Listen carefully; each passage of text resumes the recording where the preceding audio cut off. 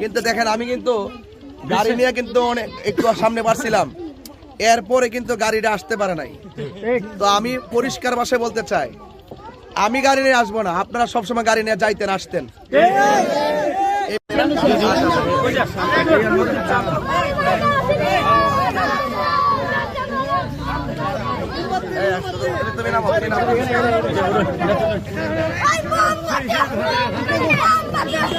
আমার মতো দেব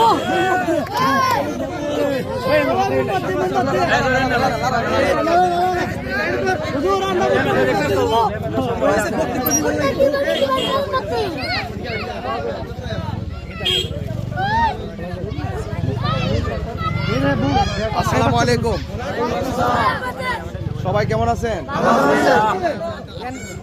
তো আজকে আমি মাধবপুর আদাওর যে ইউনিয়ন গোয়ালনগর আমি জুম্মার নামাজ পড়েছি আলহামদুলিল্লাহ, এবং আর মনে মনে খেয়াল করেছি যে আতকাপাড়ার অনেক জনগোষ্ঠী এখানে আছে।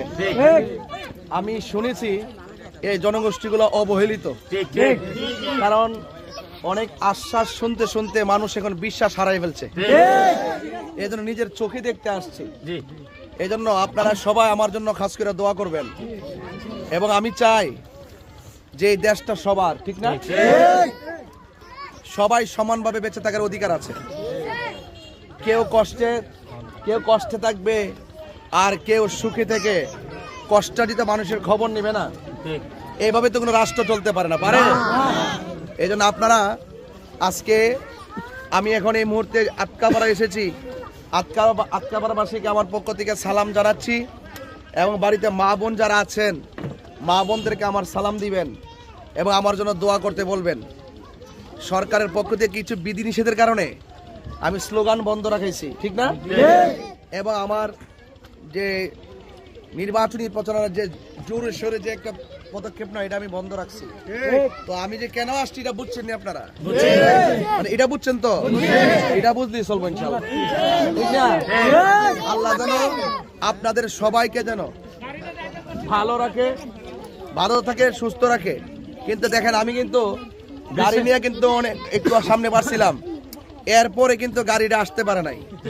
তো আমি পরিষ্কার ভাষায় বলতে চাই, আমি গাড়ি নিয়ে আসবো না, আপনারা সবসময় গাড়ি নিয়ে যাইতেন আসতেন। এই ব্যবস্থা হইতো না ইনশাল্লাহ। আমার জন্য দোয়া করেন। আর আমি আপনাদের মাঝে পরীক্ষিত একজন মানুষ। আমার দ্বারা কি আপনারা কখনো এই 22 বছরের ভিতরে কষ্ট পাইছেন? এই যে ওয়াজ মাহফিল করছি, কখনোই কি কোনো ওয়াদা খেলাপ করছি? এই জন্য আমার জবানটাকে আমি সবসময় আগে প্রায়োরিটি দিই। আল্লাহ যেন আপনাদের সকলকে, এই অঞ্চলের জন্য সকলে যেন সবান্ধবে শান্তিপ্রিয় ভাবে বসবাস করতে পারেন, সর্বদিক দিয়ে যেন সুবিধা হয়। আজকে একটা ডেলিভারি কেসে রুগী থাকলে চাইলে কি একটা গাড়ি পাওয়া যাবে? এই রাস্তা দিয়ে নেওয়া যাবে? এগুলো রাষ্ট্রযন্ত্রের গুরুত্বপূর্ণ জায়গায় তুলে ধরতে হবে। কারণ আমরা বারবার এই সমস্ত লোকদের আবেগকে পুঁজি করে চলছি, কিন্তু আমরা আবেগকে পুঁজি না, আমরা বিবেক দিয়ে সমাজ সাজাতে চাই। আপনারা আমার জন্য দোয়া করেন। আমার ইচ্ছা ছিল প্রতি ঘরে ঘরে যাওয়ার জন্য, কিন্তু আমি এতই ব্যস্ত, অল্প সময়ের ভিতরে আমি আবার অনেক দূর ঘুরতে হবে। সেই জন্য আপনারা যাইতে না পারাতে আপনারা কষ্ট নিয়েন না। আমার পক্ষ থেকে আপনারা এই খবরটা আপনার বাড়ি ঘরে পৌঁছাই দিবেন যে তাহির হুজুর আইসা গেছে, দোয়া চাইয়া গেছে।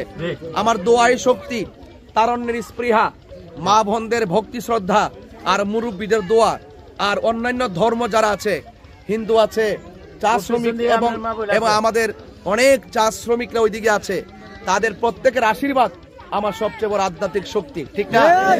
এবং পীর মাশায়েখদের অফুরন্ত দোয়া আমাদের সাথে আছে। সবাই দোয়া করবেন আর ভালো থাকবেন। আসসালামু আলাইকুম ওয়া রাহমাতুল্লাহ। সবাই ভালো থাকবেন।